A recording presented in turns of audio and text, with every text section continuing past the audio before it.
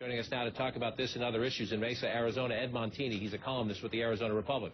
Jeff Zeleny, he's the New York Times national political correspondent. And Cathi Herrod is a Santorum supporter and the president of the Center for Arizona Policy. Let me start with you, Cathi. As a conservative here in Arizona, when you hear Senator Santorum, who you support, say, question the president's theology, you hear Governor Romney saying they're secular, and Franklin Graham today saying he's a son of Islam and that the president of the United States somehow is giving Islam a pass, in his words.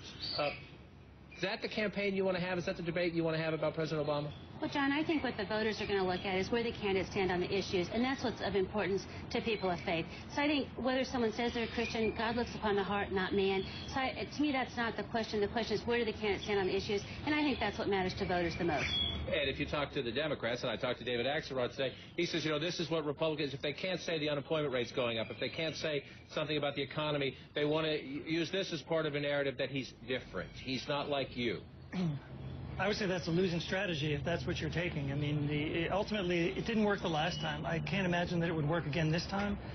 I don't know that you have an adequate means test for a president on whether you're Christian enough to be president of the United States. I have a sense that if we look back in our history with all the ones we've had so far, we might have a little trouble with more than a few of them along those lines, some of whom were very good presidents.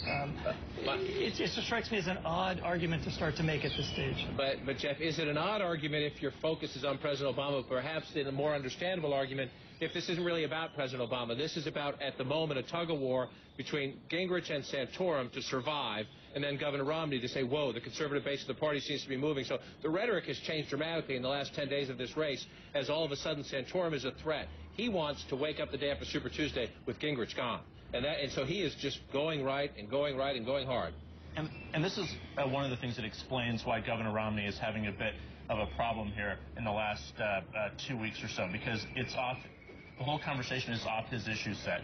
Really, ever since the whole conversation about contraception and things started, and there was a CPAC conference, he said he was severely conservative. Whenever he's not talking about the economy, he's sort of off his message. So the campaign is desperately trying to get Mitt Romney back into that groove, beginning with the debate on Wednesday and then a big economic speech on Friday. But he does not want to be talking about this either. But we still have not had a full examination of his faith in this campaign. So to me, I think if this race goes on with Santorum and Romney more, I can't imagine us not talking more about the Mormon faith. He's interesting you say that. He alluded to it a bit today.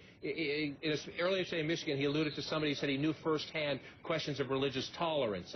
This also came up this morning when Franklin Graham was on Morning Joe. He was asked about Romney and Mormon faith, and do you consider him a Christian? Let's listen.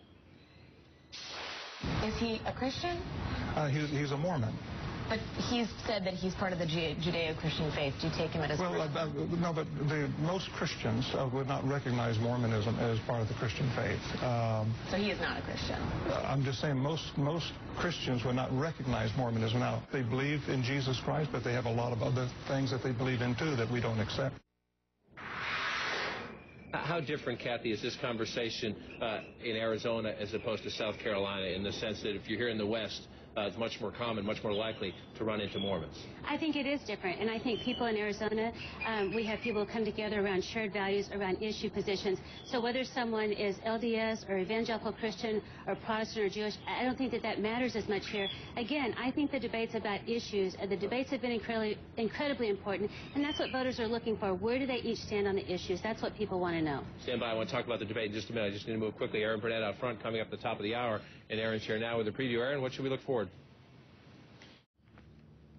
This time tomorrow night, the candidates will be getting ready for their big debate. It's been nearly a month since the the final four candidates met. Let's talk that over. Ed Montini works for the Arizona Republic. Jeff Zeleny is the political correspondent for the New York Times. Cathi Herrod, a conservative activist here. And I want to start with you. This is an interesting state when it comes to politics. You have immigration. You've been here before. You have one of your sheriffs now involved in this scandal. Right. When these candidates get up here tomorrow night, the stakes are enormous. A very tight race in Michigan, a very tight race here. We don't really have a Republican frontrunner right now. What's the most important issue when you talk to people in Arizona? What are they looking for?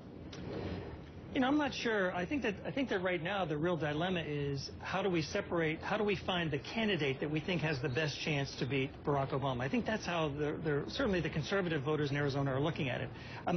They don't strike me as all that keen on Mitt Romney, but by the same token, I'm sold that somebody like Santorum could actually beat Barack Obama. And so it's a strange thing. It's almost like that has pushed some of those, what previously you were here for like immigration and some of these other issues, those concerns seem to have pushed those issue-oriented concerns a little bit off the table. I think they figure all of these guys are pretty much the same on the economic stuff. We're more inclined to agree with them economically than this other guy. So which one of them can help us to win? And in this state, Jeff, our new poll tonight, Romney 36, Santorum 32, Gingrich 18, Ron Paul 6. So essentially a two-man race.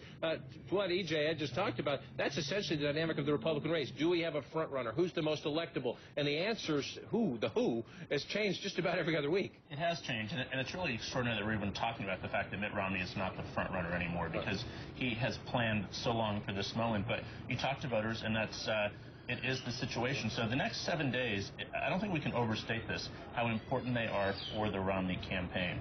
I mean, Arizona is actually probably more important because it's a winner-take-all state, but Michigan, his boyhood home, if he does not sort of turn things around, we're already hearing this uprising in the party. So I think that voters are looking for signals in other places, and he has to bring this. There's so much riding on these candidates' shoulders, not the campaign shoulders. We're going to watch this play out very quickly. Voters are looking for someone who can fight, who's scrappy, who can engage in a debate with the president, and who can tie together a strong economy is built on strong families. That's what voters want to hear. Well, we'll see them in there tomorrow night. We'll check in with you all after to see what you think about this. Let's